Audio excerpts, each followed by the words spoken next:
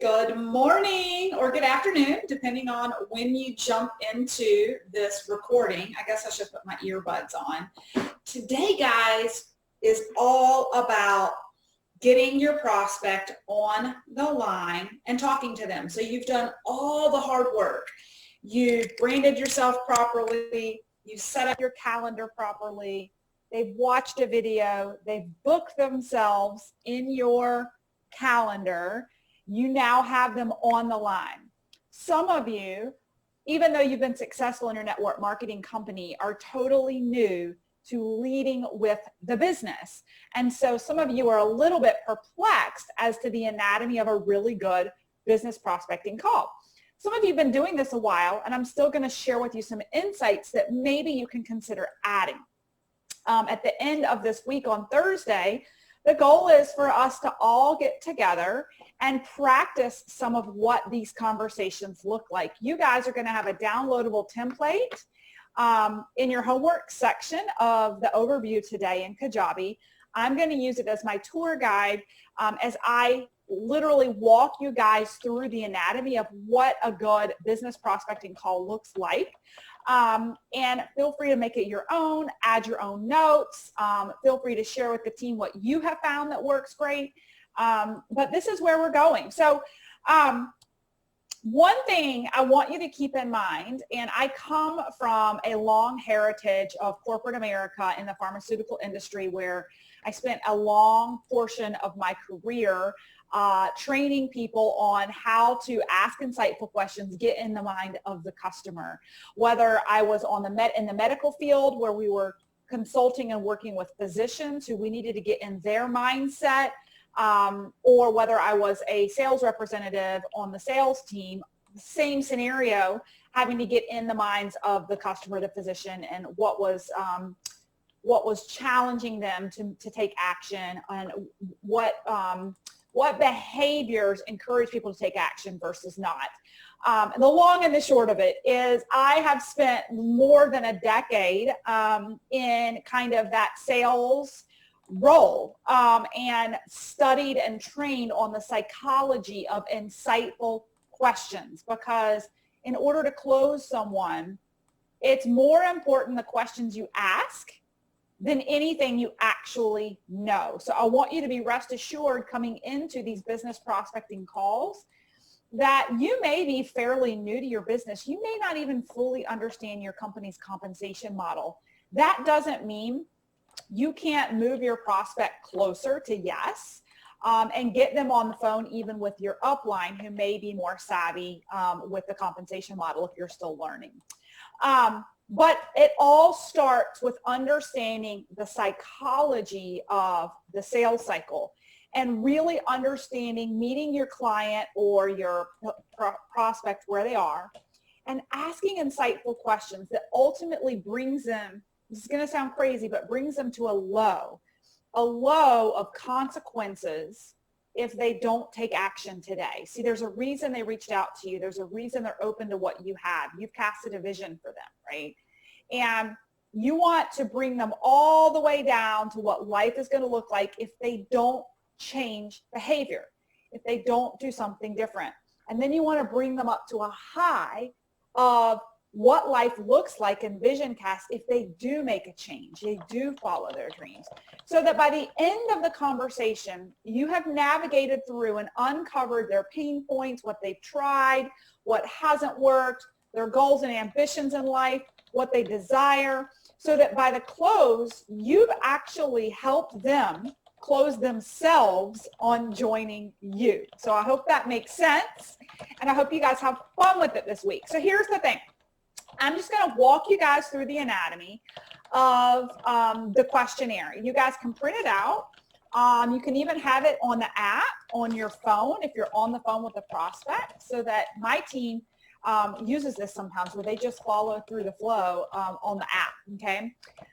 So here we go. So the very first thing I always do on a call is I time check. This serves two purposes. Number one, it sets the expectation for the prospect that your time is important and you don't have a whole lot of it, right? I never give a prospect more than 15 to 20 minutes of my time. ever, okay? They should have done enough pre-work to learn a little bit about the opportunity before they've gotten on the phone with you. And the other reason you want a time check is you want a time check so that you're on the same page with how much time they have, okay? If you're planning a 20-minute conversation and they have 5, you're not going to get very far. So you want to gain agreement up front. Hey, I just want to do a quick time check before we get started. Are you good for about 15 or 20 minutes, right? That also moves me to the second piece, which is the agenda, okay? It allows you during your conversation with them, if things start to get tangential and start taking up a lot of time, you can refer to the time check. I know we've only got X amount of time, and refer to the agenda. And I know that we agreed that we want to cover X, Y, Z. So, for the sake of time and what we want to accomplish, I want to bring us back to the agenda, right? Guys, I've done this for a living. I've done this for over a decade. It's very important because some folks, you're going to get on the line and you're going to be the first human they've talked to in like 6 months or a couple of weeks. And they may spend an hour unloading on you all their woes and not join you, but feel really good about unleashing and just talking and having a human on the other side. We're too busy for that. We don't have time for that, right? So we want to keep on point, like the business people that we are, on objective. We're not here, this sounds heartless, but we're not here to counsel and listen to people's woes for an hour. When I first started using LinkedIn, I got sucked into that a little bit before I applied my own methods from my previous corporate career, okay? So time check, gain agreement, and then set the agenda. So this is just really professional to let people know where you're headed in the conversation. And it also allows them to see that you're not putting a huge amount of pressure on them to close at the end if they're not ready for it, right? So what I say is, in the next 15 or 20 minutes, I'd like to ask you a few questions and just learn a little bit about your interest in entrepreneurship, maybe share with you a little bit about my journey and the opportunity, and then be sure to address, really any questions that you may have about the opportunity, right? And then, we can, if it sounds like something you want to learn more about, then we can, I'll send you some resources for you to go do your due diligence, do your research, and we can follow back up. What that does, it gives them a pathway of what you're going to talk about over the next 15, 20 minutes, what to expect, so that you guys don't go all over Timbuktu in your conversation. Keeps you on point. But number 2, sometimes it helps take the heat off, that they don't feel like you're gonna pigeonhole them and close hard sell them at the end. And maybe you do, and maybe that's your personality, and that's fine. But I'm just sharing with you kind of what I've done historically. It doesn't mean I don't ultimately close people if it seems like the right fit, and we'll talk about that. But it takes the pressure off. It takes the guard off. It takes the guard off from throwing you so many objections or just being super critical because they don't want to be sold at the end. Hopefully that makes sense. Okay, so you've done the time check. You've set the agenda. And now you're going to dive in. You're going to ask them what resonated. This is going to really open up Pandora's box for you. What resonated most? So either how are you guys connected? What resonated with you most about a post that I made? How we connected, what piqued your curiosity and got you into my calendar, right? So that's where your survey questions that you had them fill out in the beginning are going to help you prepare for this call so that you know how you're connected in the first place, right? So maybe that's your reference point. Tell me a little bit more about that. What resonated most? And then you want to just be taking notes. You want to collect. You want it for reference later, because they may say something about how you're an attorney or you're a graphic designer, but you were able to leave, or you're a corporate professional, but the posts you've been making are really inspiring about time freedom, X, Y, Z. You want to take note of that, because later you want to bring that back up. And it also lets them know when you bring it back up that you are a good listener.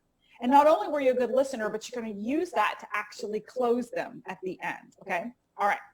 So let them talk for a little bit. Let them open up to you on why they're interested in the first place. People want to be heard, okay? They don't want to be sold. They want to be heard. They want to feel like at the end of this conversation, they have shared with you their hopes, goals, and dreams, what they're interested in, have their questions asked, and feel like they've been heard and that this may be a good solution for them. What they don't want is for you to get on the line and pitch them and be the one talking 80 to 90% of the time before really identifying a pain point or that we even have a solution for them. Okay? All right. Now, after you've asked about what's piqued their curiosity and you've had them open up a little bit, and one of my favorite things to say too is to just say, tell me more about that. Can you expand upon that, right? So that's a great way to get your prospect talking a little bit more. All right. The next thing you're going to do is if you've had them share with you what resonated, hopefully, or maybe not, this is, a moving target, but a lot of times whatever they share is going to bring back to you the opportunity to share your quick 30-second story. You don't want these 15 to 20 minutes to be taken up by your story. You want your story to be succinct, but it allows a point of connection between your prospect and you. So for instance, when you ask them what resonated and they say, gosh, well, it was your post about, your dreams and building a secondary income stream while working in corporate America. That was really interesting to me, that article that you posted about, financial freedom, blah, blah, blah, right? And that's where after they've expanded upon it, you can say, that's really awesome that you and I have this in common, because, I can, or hang on a second, let me rewind that. I said that a little bit off from how you would actually follow up with sharing your story. So if you ask them what piqued their curiosity and why they're interested in entrepreneurship, and they say that they're really interested in leaving their corporate job, or they're interested in building a secondary income stream, they're interested in whatever their story is behind what resonated with you about building a secondary income stream, creating residual income.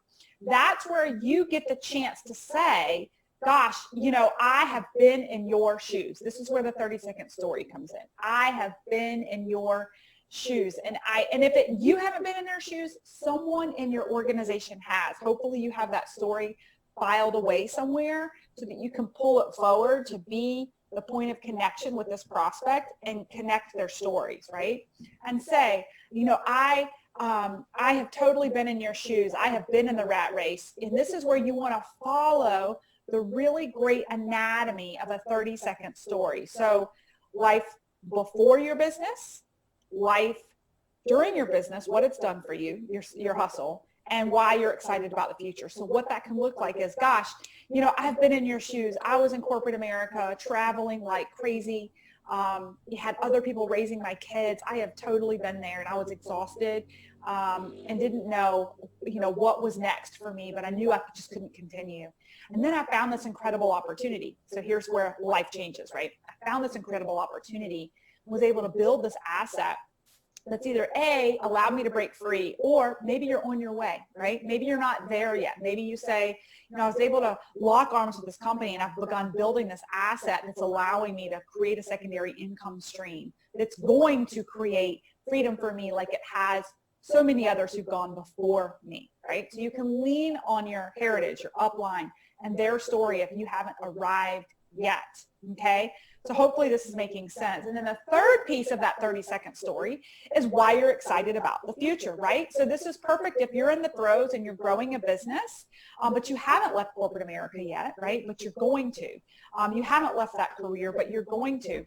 That's where you talk about the future. And I'm really excited about what's in store for me moving forward. I can't wait until I hit that milestone and retire just like so-and-so and so-and-so on my upline have, right?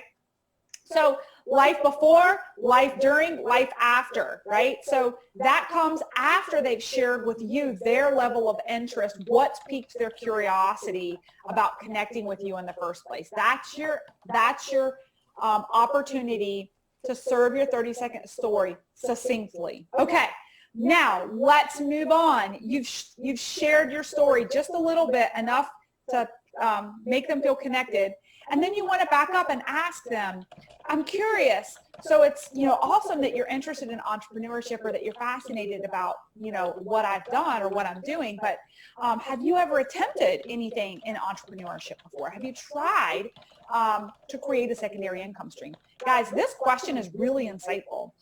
You'll run into people who've tried other network marketing companies and they failed miserably, and you want to hear those stories. You want to be heard. They want to be heard. Or they're like serial entrepreneurs, and these are people I love. They've got their hands in a couple baskets. They already believe in multiple income streams. Maybe they're in real estate. Maybe they're in Amazon sales. Who knows, right?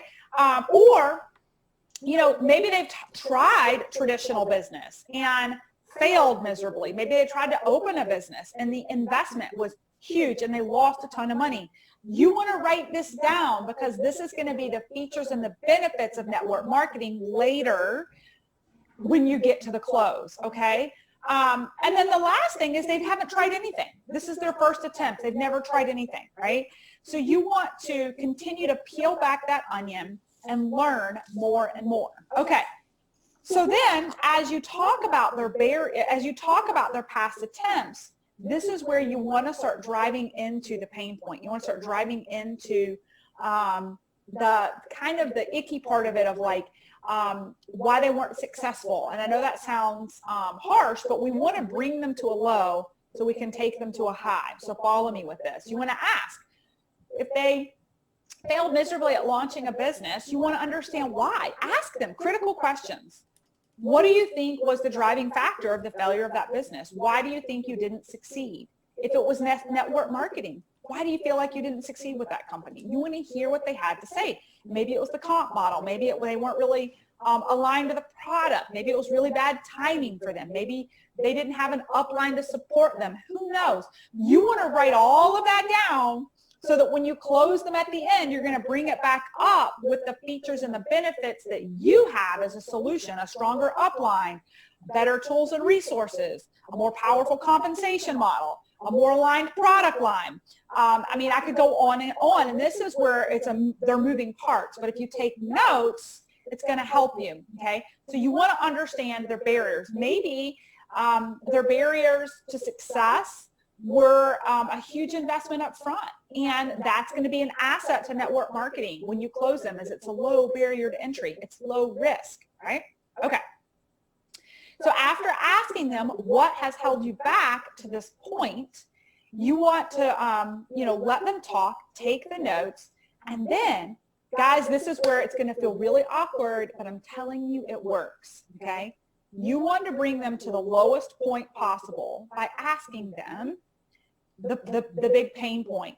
So you've shared with me, and this is how I usually share it. You shared with me on the call today, you're really interested in open entrepreneurship. You've shared with me that you just can't continue the route that you're going because of X, Y, Z. So what happens if you change nothing? What happens if you don't lean in, build a secondary income stream for yourself? What does life look like in 10 years? This is my favorite question, and most of you probably find it to be the most uncomfortable question. There may be an awkward pause, and that is okay. Awkward pauses are okay. It means they're thinking, okay? Let them think. Let them think.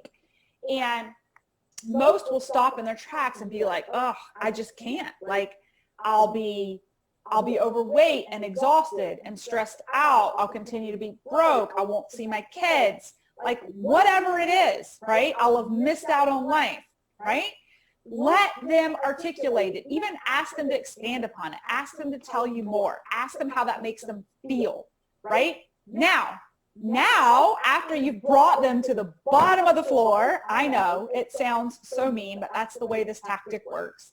You pick them back up and you cast a dream for them. This is the psychology of phenomenal sales. We're in sales, guys. We're in sales. This is the psychology of phenomenal sales.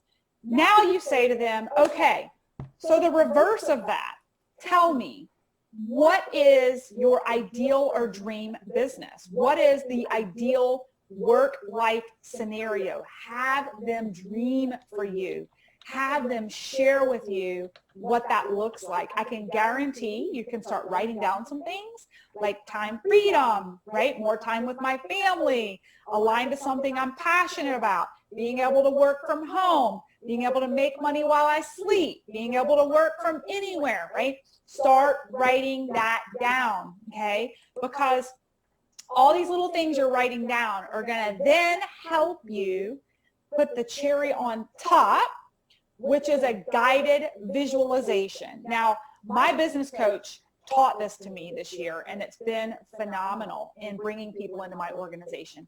But you have to be a good listener to do this, okay? You have to actively listen instead of thinking about what you're going to say next. You have this to tell you what to say next. Be an active listener and write everything down so that then you can take them on a guided visualization of your industry, of what life could be like. Cast the dream for them, right?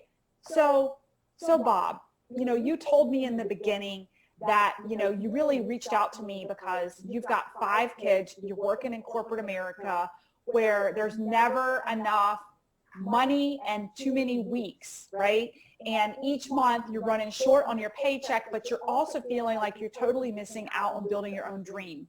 You're worn out working for the big man. There's been a lot of layoffs and consolidations, and you're constantly losing sleep for fear as the primary breadwinner that you may lose your job. And so it's also taking this massive toll on you.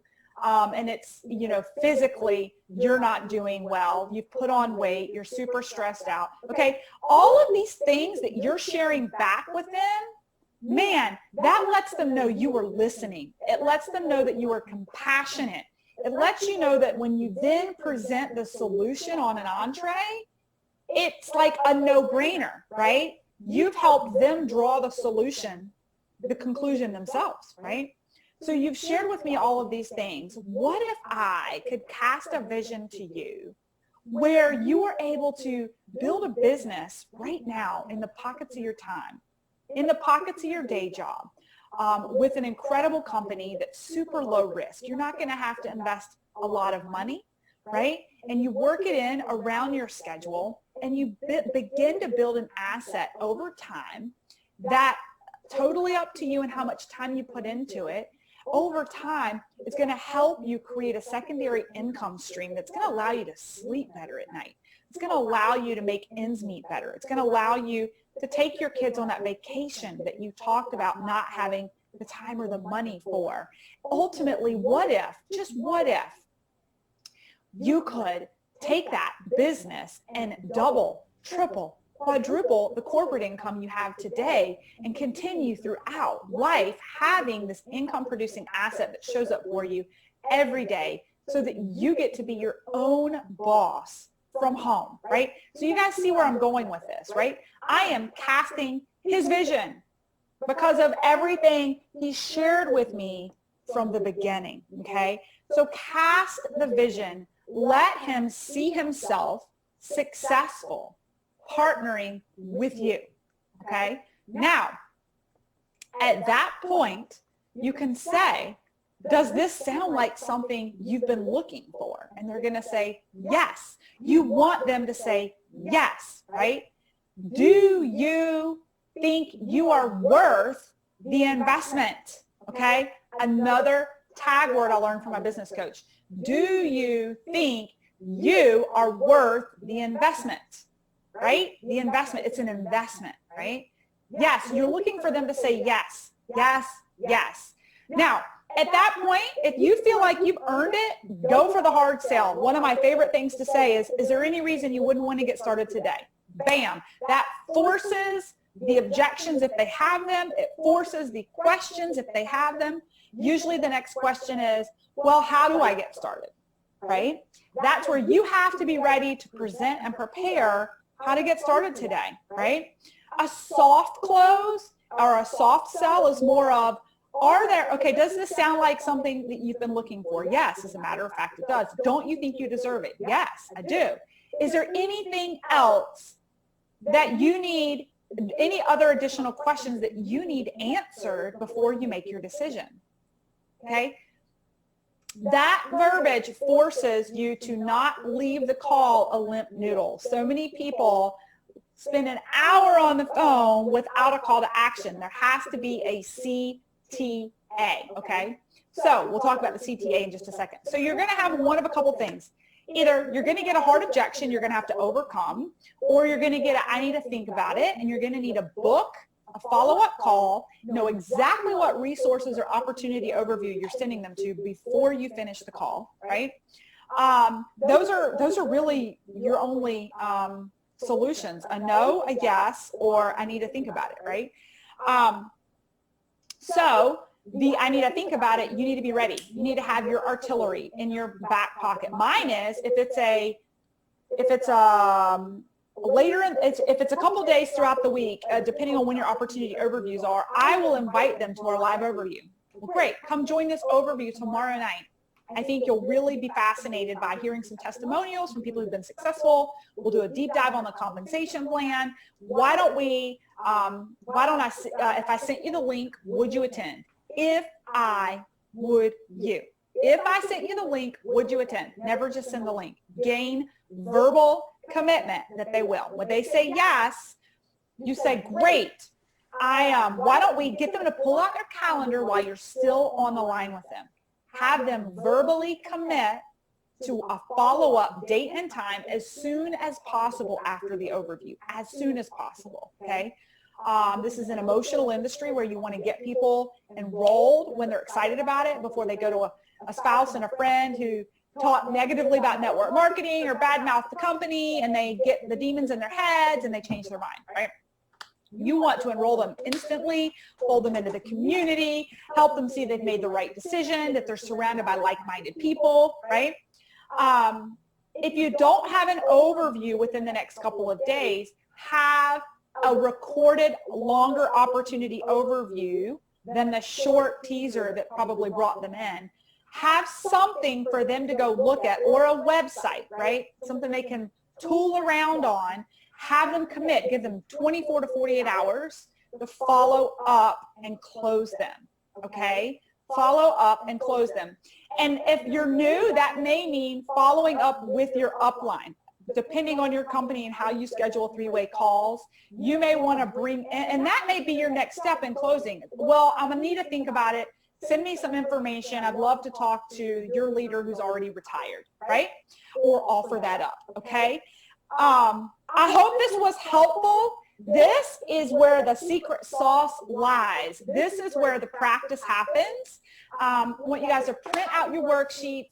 Be ready on Thursday to do some role playing. And I hope you guys have fun with it.